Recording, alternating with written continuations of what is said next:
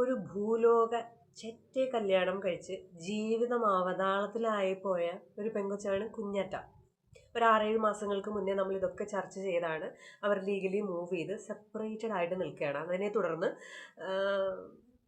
കുഞ്ഞാറ്റയുടെ ex husband ആയിരുന്ന ഇച്ഛായൻ ഒരു പുതിയ യൂട്യൂബ് ചാനൽ തുടങ്ങുന്നു. ഹൈ റേഞ്ച് ഫാമിലി എന്നൊക്കെ ഗുമ്മുള്ള പേരിടുന്നു. ഈ ഭാര്യ ഭർത്തൃ അതായത് ദാമ്പത്യ ബന്ധത്തെക്കുറിച്ചുള്ള ചർച്ചകളായതുകൊണ്ട് തന്നെ അതിൽ ഭയങ്കര റീച്ചും വ്യൂസും ഒക്കെ ആയിരുന്നു. പക്ഷേ ഇതൊക്കെ കൊണ്ട് ആറി തണുത്ത് കഴിഞ്ഞപ്പോൾ പുള്ളിയുടെ ചാനൽ അധികം വ്യൂസ് ഒന്നും ഇല്ലാതെ അപ്പോൾ തന്നെ പുള്ളിക്കാരൻ ഒരു സാരി കച്ചവടം തുടങ്ങി. അതിനും കാഴ്ചക്കാരൊന്നുമില്ല, വരുന്നതോ നെഗറ്റീവ് കോമൻസ് മാത്രം. വേറെ നല്ല തുണി വല്ലതും ഉണ്ടെങ്കിൽ കൊണ്ടുവാടേ എന്നുള്ള മെസ്സേജസൊക്കെ ഞാൻ കാണാറുണ്ടായിരുന്നു. അപ്പോൾ പുള്ളിക്ക് മനസ്സിലായി യൂട്യൂബ് എന്ന് പറയുന്ന പ്ലാറ്റ്ഫോമിൽ എന്തെങ്കിലുമൊക്കെ റീച്ച് വേണമെങ്കിൽ എൻ്റെ ദാമ്പത്യം തന്നെ അത്യാവശ്യമാണെന്ന്. അങ്ങനെ ഇരിക്കുമ്പോഴാണ് മിക്കുവിൻ്റെ ബർത്ത്ഡേ കഴിഞ്ഞ ആഴ്ച, അതായത് കഴിഞ്ഞ ദിവസം. അപ്പോൾ തന്നെ പുള്ളി യൂട്യൂബിലൊരു വീഡിയോ ഇട്ട് കരഞ്ഞു മെഴുകുന്ന അച്ഛൻ, ഈ വേദനിക്കുന്ന കോടീശ്വരൻ എന്നൊക്കെ പറയുന്ന പോലെ വേദനിക്കുന്ന ഉത്തരവാദിത്വമുള്ള ഒരു അച്ഛൻ ആയിട്ട് പുള്ളി ക്യാരക്ടർ ഇങ്ങനെ മാറ്റി. എന്നിട്ട് പുള്ളിക്കാരൻ വന്ന് എന്തൊക്കെയോ കരഞ്ഞു മെഴുകി പറഞ്ഞു.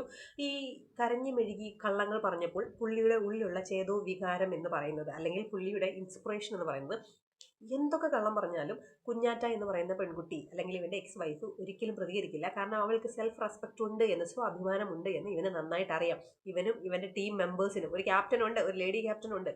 അപ്പോൾ ഈ ലേഡി ക്യാപ്റ്റനൊക്കെ പറഞ്ഞു കൊടുത്തിട്ടുണ്ടാവും, നീ ഇവിടെ കരഞ്ഞു മെഴുകുക, അവൾ എന്തായാലും ഇതിന് റിയാക്ട് ചെയ്യാനൊന്നും വരത്തില്ല, നിനക്ക് നല്ല റീച്ചും കിട്ടും, നമുക്ക് യൂട്യൂബല്ലേ പറ്റത്തുള്ളൂ, എന്തായാലും നിനക്ക് മേലണെങ്കിൽ ജോലി ചെയ്യാനൊന്നും പറ്റത്തില്ലല്ലോ, നിനക്ക് മേലണെങ്കിൽ ആകെ ഒരു ജോലിയല്ലേ പറ്റത്തുള്ളൂ, അതിനാണെങ്കിൽ പൈസ ഇങ്ങോട്ട് കിട്ടില്ലല്ലോ, അങ്ങോട്ടല്ലേ കൊടുക്കേണ്ടത്. അപ്പോൾ പിന്നെ മേലനങ്ങാതെ എന്തെങ്കിലുമൊക്കെ നമുക്ക് വരുമാനം വേണമെങ്കിൽ നീ യൂട്യൂബിൽ കോണ്ടന്റ് വേണം, അപ്പോൾ അവളെക്കുറിച്ച് നീ മോശമായിട്ട് അങ്ങോട്ട് പറഞ്ഞോ. അതായത് തട്ടിയില്ല എന്നുള്ള രീതിയിൽ ഇൻഡയറക്റ്റ്ലി അങ്ങോട്ട് പറയണം കേട്ടോ എന്ന് ഈ ടീം ക്യാപ്റ്റൻ പറഞ്ഞു കൊടുത്തിട്ടുണ്ടായിരിക്കും. അതിന് പ്രകാരം കരഞ്ഞു മെഴുകി എൻ്റെ കൊച്ചിനെ ആരും കാണിക്കുന്നില്ല, അങ്ങനെയാണ് ഇങ്ങനെയാണെന്ന് പറഞ്ഞിട്ട് പച്ചക്കള്ളങ്ങൾ പറഞ്ഞ വീഡിയോ ഇട്ടു. അത് മാത്രമേ അമൽ പൗലൂസിന് അറിയത്തുള്ളൂ. ഇപ്പം അങ്ങോട്ട് ഗിഫ്റ്റുകൾ, ഈ ബർത്ത്ഡേ ഗിഫ്റ്റുകൾ അങ്ങോട്ട് വരുന്ന വഴിയും അതിൻ്റെ വെയിറ്റ് കൊണ്ട് പുള്ളിക്ക് തല നിവർത്താൻ പറ്റില്ല എന്നാണ് കേട്ടത്. ഒരിക്കലും പ്രതികരിക്കാതെ ഇരുന്ന കുഞ്ഞാറ്റ വളരെ മാന്യമായി, അവൾ പോസ്റ്റായിട്ടൊന്നും ഇട്ടില്ല കേട്ടോ, സ്റ്റോറി ആയിട്ട് അങ്ങോട്ട് അപ്ലോഡ് ചെയ്തിട്ടുണ്ട്. അതുകൊണ്ട് വായിച്ചു കഴിഞ്ഞാൽ തല കറങ്ങി താഴെ വീഴാതിരിക്കാൻ 2 കമ്പ് ഇങ്ങനെ കുത്തി വെക്കുന്നത് നല്ലതായിരിക്കും എല്ലാവർക്കും. കാരണം ഇത്രയും ഒരു പരനാറിയാണല്ലോ ഈ കൊച്ചു കെട്ടിയത്. അവൾ എന്തോരം സഹിച്ചു, എങ്ങനെയാണ് അവൾ അത്ര പക്വതയോടുകൂടി ആ കാര്യങ്ങളെ ഹാൻഡിൽ ചെയ്ത് എന്ന് തോന്നിപ്പോവും. പക്ഷെ ഓർക്കുക, പക്വതയോടെയുള്ള കാര്യങ്ങളായിരുന്നില്ല അന്ന് അവൾ ചെയ്തത്. ഓരോ പ്രശ്നങ്ങൾ നടക്കുമ്പോഴും അവൾ സോഷ്യൽ മീഡിയയ്ക്ക് മുന്നിൽ വന്നിരുന്ന് പറയുകയോ അല്ലെങ്കിൽ നിയമപരമായിട്ട് പോവുകയോ ചെയ്തിരുന്നുവെങ്കിൽ ഈ ചെറ്റയെ ചുമന്നുകൊണ്ട് ഇങ്ങനെ നടക്കേണ്ട ആവശ്യം വല്ലതും ഉണ്ടായിരുന്നോ? ഇതുപോലെ എന്തെങ്കിലും പ്രശ്നങ്ങൾ വരുമ്പോൾ ആ സ്പോട്ടിൽ തന്നെ സെപ്പറേറ്റ് ആവുക. അതായത് ലീഗലി നിങ്ങൾക്ക് സെപ്പറേറ്റ് ആവാനുള്ള കാര്യങ്ങളൊന്നും അന്നില്ലെങ്കിൽ പോലും നിങ്ങൾക്ക് രണ്ടായിട്ട് നിങ്ങളുടെ സ്വന്തം വീടുകളിൽ പോയി പാർക്കുക എന്നുള്ളത് മാത്രമായിരിക്കണം പെൺകുട്ടികൾ ചെയ്യേണ്ടത്. കുഞ്ഞാറ്റയുടെ സാഹചര്യം അതായതുകൊണ്ടും അവൾക്ക് പിന്നീട് അവളുടെ ജീവിതം മെച്ചപ്പെടുത്താൻ പറ്റിയൊരു സാഹചര്യം കിട്ടിയത് കൊണ്ടും അവൾ രക്ഷപ്പെട്ടു. ഇതൊന്നും കിട്ടാത്ത പെൺകുട്ടികളാണെങ്കിൽ നിങ്ങൾക്ക് നിങ്ങളുടെ ജീവിതം തന്നെ തീർക്കേണ്ടി വന്നേക്കാം ഇങ്ങനെയുള്ള ചെറ്റകൾ കൂടിയാൽ.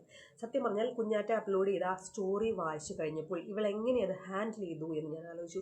ഭാര്യമാരായിട്ടുള്ള സ്ത്രീകളായിട്ടുള്ള ഇതുപോലുള്ള അനുഭവങ്ങൾ ഇല്ലാത്തവർക്ക് പോലും വളരെയധികം റിലേറ്റ് ചെയ്യാൻ പറ്റുന്ന കാര്യങ്ങളെ അത് കാണുമ്പോൾ തന്നെ നമുക്ക് എന്തോ ഒരു ഫീലാണ് ഉള്ളിൽ വരുന്നത്. അതായത് സ്വന്തം ഭാര്യ ഇവൻ്റെ മറ്റേ പരിപാടികളെല്ലാം കണ്ടുപിടിക്കുകയാണ്. അവൾ ഉറക്ക കരയുന്ന കാറിൽ നിന്ന് ചാടാൻ പോകുന്നു.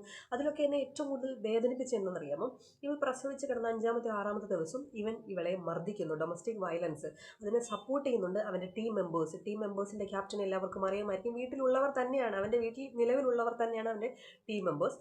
അതിലെ ലേഡി ക്യാപ്റ്റൻ അതിനെ സപ്പോർട്ട് ചെയ്യുന്നു. ഈ പെൺകുട്ടി ബോധം കെട്ട് ഈ ന്യൂബോൺ ബേബിയുടെ അടുത്ത് കിടക്കുമ്പോൾ പോലും അവരാരും തിരിഞ്ഞു നോക്കുന്നില്ല.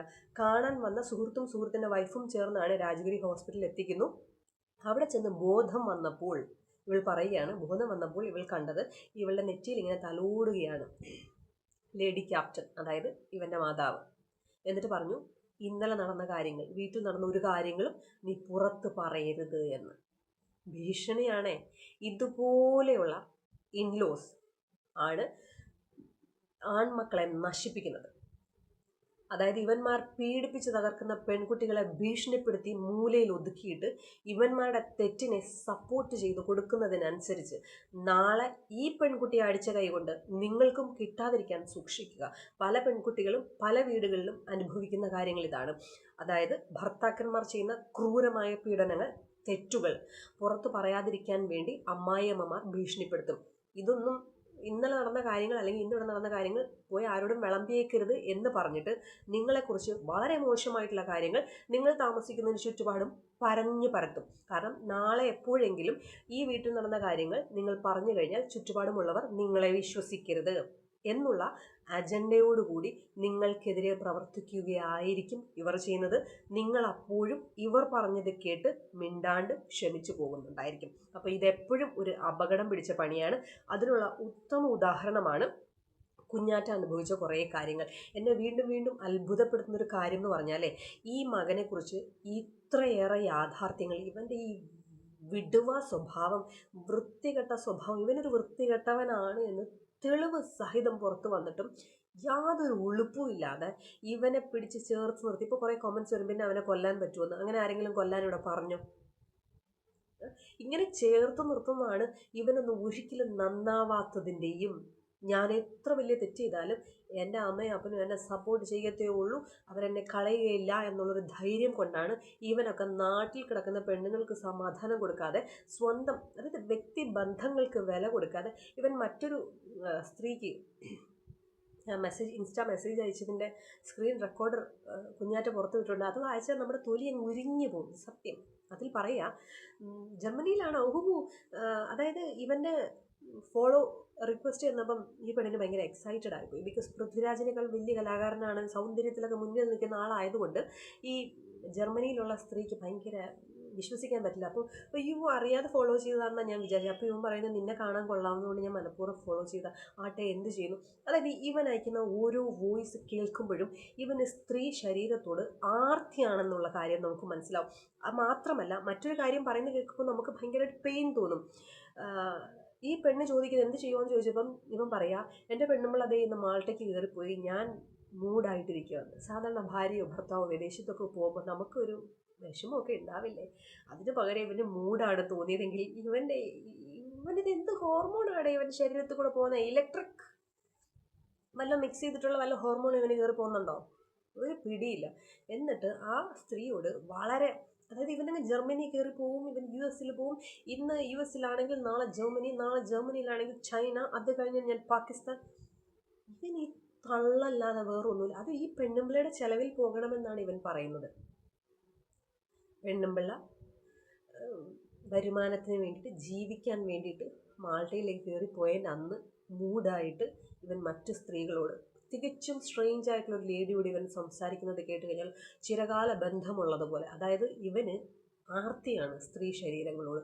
ഇത്രയേറെ ഇവനെക്കുറിച്ചുള്ള യാഥാർത്ഥ്യങ്ങൾ മനസ്സിലാക്കിയിട്ടും യാതൊരു ഉളുപ്പുമില്ലാതെ തെറ്റിൽ നിന്നും തെറ്റിലേക്ക് പോകാനും തൻ്റെ ജീവിതത്തിൻ്റെ ഭാഗമല്ലാതായിരിക്കുന്ന പെൺകുട്ടിയെക്കുറിച്ച് സംസാരിക്കാനുമുള്ള പ്രചോദനം കൊടുക്കുന്ന ഇവൻ്റെ ടീം മെമ്പേഴ്സിന് ഒരു വലിയ കയ്യടി കൊടുക്കണം. കാരണം നിങ്ങളുടെ തൊലിക്കട്ടി, ഈ ഓർഗൻസൊക്കെ ദാനം ചെയ്യുന്ന പോലെ നിങ്ങളുടെ തൊലിയൊക്കെ ആർക്കെങ്കിലുമൊക്കെ ദാനം ചെയ്യണം. വല്ല പോത്തിനോ കാളയ്ക്കോ ഒക്കെ. ഇതുപോലുള്ള വേനലൊക്കെ ആണെങ്കിൽ ഈ പാവങ്ങൾ പുറത്തുനിന്ന് ഈ പുല്ലൊക്കെ തിന്നുമ്പോഴേ അവർക്ക് ടാൻ വരാൻ ചാൻസ് ഉണ്ട്. നിങ്ങളുടെ തൊലിയെടുത്ത് ഈ പോത്തിൻ്റെ ദേഹത്ത് വെക്കുകയാണെങ്കിൽ ചിലപ്പോൾ അവർക്ക് ടാൻ ഒന്നും വരാതെ, അവർക്ക് പ്രത്യേകം ബുദ്ധിമുട്ടുകളൊന്നും ഉണ്ടാകാതെ അവർക്ക് വൈകിട്ട് വന്നൊന്ന് പുല്ല് തിന്നാലോ. സമ്മതിച്ചിരിക്കുന്നു കേട്ടോ. മറ്റൊരു ഗുരുതരമായിട്ടുള്ള ആരോപണവും കുഞ്ഞാറ്റ വ്യക്തമായി പറയുന്നുണ്ട്. ഇവൻ കഞ്ചാവോ MDMA എന്തൊക്കെയോ യൂസ് ചെയ്യുമെന്ന്. അത് പിന്നെ കുഞ്ഞാറ്റ പറഞ്ഞില്ലെങ്കിൽ നമുക്കൊക്കെ അറിയാമല്ലോ.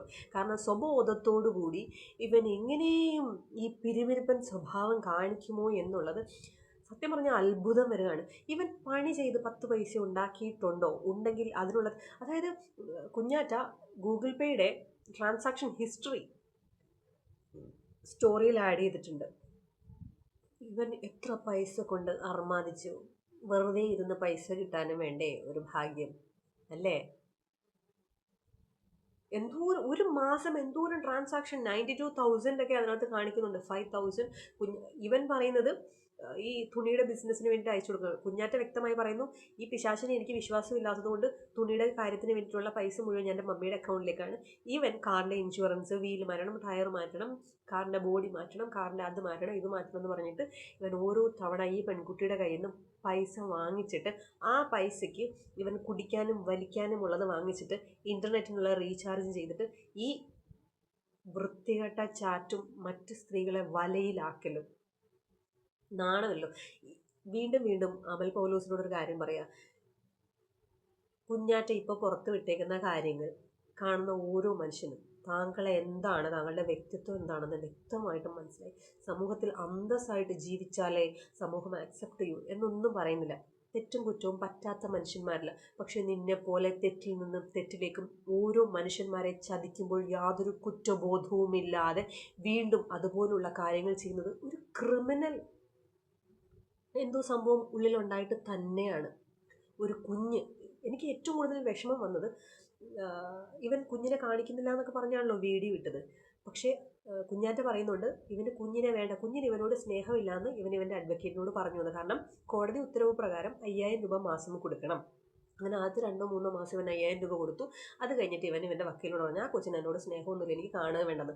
അങ്ങനെ കാണാൻ പോകാതിരുന്നാലോ കുഞ്ഞിനെ നോക്കാൻ പോകാതിരുന്നാലോ 5000 രൂപ കൊടുക്കണ്ടല്ലോ. കാരണം ഇവൻ്റെ വീട്ടുകാർക്ക് ഇവനും അറിയാം മേലനങ്ങി ജോലി ചെയ്ത് 5000 രൂപയൊന്നും കിട്ടാൻ പോകുന്നില്ല. ഇവന് മേലനങ്ങി ചെയ്യാൻ അറിയാവുന്ന ജോലി നേരത്തെ പറഞ്ഞതുപോലെ പൈസ അങ്ങോട്ടോ കൊടുക്കുകയാണല്ലോ ചെയ്യേണ്ടത്. അപ്പോൾ പിന്നെ ഈ കുഞ്ഞാറ്റ ഇവൻ്റെ ടീം ലീഡർ പറഞ്ഞു കൊടുത്തിട്ടുണ്ടാവും, എടാ നീ എന്തിനാടാ ഈ 5000 രൂപ കൊണ്ട് കൊടുക്കുന്നത്, അവൾ മാൾട്ടയിലൊക്കെ ജോലി ചെയ്ത് 5-6 ലക്ഷം രൂപ അവൾക്ക് മാസം ഉണ്ടാവും, അവളങ്ങോട്ട് വളർത്തട്ടെ എന്ന് പറഞ്ഞിട്ടുണ്ടാവും. അതുകൊണ്ടാണ് ഈ 5000 രൂപ കൊടുക്കാത്തത് കൊണ്ടാണ് ആ കുഞ്ഞിന് സ്നേഹമില്ല എന്ന് ആ കുഞ്ഞിനെ കുറ്റപ്പെടുത്തി. ഓർക്കണം, ആ കുഞ്ഞിനെ പോലും കുറ്റക്കാരനാക്കി ചിത്രീകരിച്ചു കൊണ്ടൊരു വക്കീലിനോട് നിയമത്തിൻ്റെ മുന്നിൽ പറയുക എന്ന് വെച്ചാൽ, അല്ലെങ്കിൽ തന്നെ എന്നെ കേൾക്കുന്ന നിങ്ങൾ ഓരോരുത്തരും ഒന്ന് ചിന്തിക്കണം. ആ കുഞ്ഞിനിപ്പോൾ 5 വയസ്സായിട്ടേ ഉള്ളൂ. ഇത് 4 വയസ്സിലും 3 വയസ്സിലും നടക്കുന്ന സംഭവങ്ങളാണ്. ഈ 4 വയസ്സുള്ള കുട്ടിക്ക് ഒരാളോട് ഇഷ്ടക്കുറവ് കാണിക്കാനും ഇഷ്ടക്കൂടുതൽ കാണിക്കാനും അറിയുന്ന പ്രായമാണോ? ഉറപ്പായിട്ടും ഈ പരിചയക്കുറവ് കുറേ നാൾ കാണാതിരിക്കുമ്പോൾ ഉണ്ടാകുന്ന ഒരു സ്റ്റാർട്ടിങ് ട്രബിൾ ഏതൊരു കുഞ്ഞിനും ഉണ്ടാവും. ചിലപ്പോൾ ഒരു ദിവസമൊക്കെ എടുക്കും ഒന്ന് മിങ്കിളായി വരാം. 2 മണിക്കൂർ കൊണ്ട് അവൻ ഭയങ്കര അറ്റാച്ച്ഡായി സംസാരിക്കണമെങ്കിൽ 9-10 വയസ്സായിരിക്കണം. എന്നാലേ അവൻ ആ ഒരു ബുദ്ധി ഉണ്ടാകത്തുള്ളൂ, ആ ഒരു തിരിച്ചറിവുണ്ടാകത്തുള്ളൂ. അപ്പം ആ 3-4 വയസ്സുള്ള ഒരു കുഞ്ഞിനെ കുറ്റപ്പെടുത്തി ആ കുഞ്ഞിന് എന്നോട് സ്നേഹമില്ല എന്നുപോലും പറഞ്ഞിട്ട് അവൻ ആ ഒരു ബാധ്യതയിൽ നിന്ന് ആ കുഞ്ഞിന് ചിലവിന് കൊടുക്കാൻ ഇവന് പറ്റത്തില്ല. ഇവൻ ആ പൈസ ഇവന് ഏൺ ചെയ്യാൻ പറ്റില്ല എന്നവന് നന്നായിട്ട് അറിയാം. അപ്പോൾ ആ കുഞ്ഞിനെ പോലും കുറ്റക്കാരനായി ചിത്രീകരിക്കുന്ന ഇവൻ ഇനി എന്തുമാത്രം ഓരോ പിറന്നാൾ ദിവസങ്ങളിൽ ഇതുപോലെ അഴകുഴമ്പൻ വീഡിയോസ് ഇട്ട് ഈ പെൺകുട്ടിയെ എത്രമാത്രം മോശക്കാരിയായിട്ട് ചിത്രീകരിക്കാൻ ഇരിക്കുന്നു എന്നുള്ള കാര്യം ഓർക്കുമ്പോൾ സത്യം പറഞ്ഞാലുണ്ടല്ലോ, ഈ കുഞ്ഞാറ്റയുടെ ജീവിതത്തിൽ ഇവനൊരു വേതാളം പോലെയാണ്. ഇവൾ എന്ത് കാര്യത്തിന് ഇവനെ ജീവിതത്തിലേക്ക് അതായത് ചേർത്ത് നിർത്തിയോ, അതായത് ഒരു പങ്കാളി എന്നുള്ള നിലയിൽ. ഇവൻ പങ്കാളിയല്ല, ഇവൻ വേതാളമാണ്. ചില കൂടിയ ഇനം പിശാചാണ്. ഇവൻ ഒരിക്കലും ഈ പെങ്കൊച്ചിൻ്റെ ജീവിതത്തിൽ നിന്ന് പോകില്ല എന്ന് തോന്നുന്നു. ഇവനൊരു ഒരു ഒരു ഡാർക്ക്, ഭയങ്കര ഒരു ഡാർക്കായിട്ടുള്ളൊരു നെഗറ്റിവിറ്റി പോലെ ഈ പെൺകുട്ടിയുടെ ജീവിതത്തിലുണ്ടാകും. അപ്പോൾ അമൽ പൗലോസിനോട് പറയാനുള്ളത്, കൊച്ചിൻ്റെ 6ാമത്തെ പിറന്നാളിനും നീ ഇതുപോലെ കരഞ്ഞു മെഴുകിയൊരു വീഡിയോ ഇടണം. തിരിച്ച് കുഞ്ഞാറ്റ വലിയ വലിയ ഗിഫ്റ്റുകൾ അങ്ങോട്ട് അയച്ചു തരും. ആ ഗിഫ്റ്റുകൾ കാണുമ്പോൾ ഞങ്ങൾക്കുണ്ടാവുന്ന ഒരു ക്യൂരിയോസിറ്റി, ഒരു സന്തോഷം, അത് അടുത്ത വർഷവും കിട്ടും എന്ന് ഞങ്ങൾ വിചാരിക്കുന്നു. കാരണം കുഞ്ഞാറ്റയോട് പറയുന്നതനുസരിച്ച് കുഞ്ഞാറ്റയുടെ കയ്യിൽ കണക്കില്ലാത്ത ഗിഫ്റ്റുകളുണ്ട്, തെളിവുകളുണ്ട് എന്നാണ് പറയുന്നത്. പലതും കേട്ട് കഴിഞ്ഞാൽ, കണ്ടു കഴിഞ്ഞാൽ വായിക്കുന്നവരുടെയൊക്കെ തല ചുറ്റിപ്പോകുമെന്നാണ് പറയുന്നത്. അപ്പോൾ അതൊക്കെ കേൾക്കാൻ ഞങ്ങൾക്ക് ഭാഗ്യമുണ്ടാക്കി തരണം. അടുത്ത ബർത്ത്ഡേക്കും ഇതുപോലുള്ള കള്ളങ്ങൾ പറയണം. നിനക്ക് വീഡിയോ എടുത്ത് തരുന്ന നിൻ്റെ ടീം മെമ്പേഴ്സിനും നിനക്ക് അഡ്വൈസ് തരുന്ന നിൻ്റെ ടീം ലീഡറിനോടും പ്രത്യേകം പറയണം. ചെറ്റകളെന്നും ചെറ്റകൾ തന്നെയായിരിക്കും. മുതലാളി ഒരു ചെറ്റയാണ് മുതലാളി എന്ന്.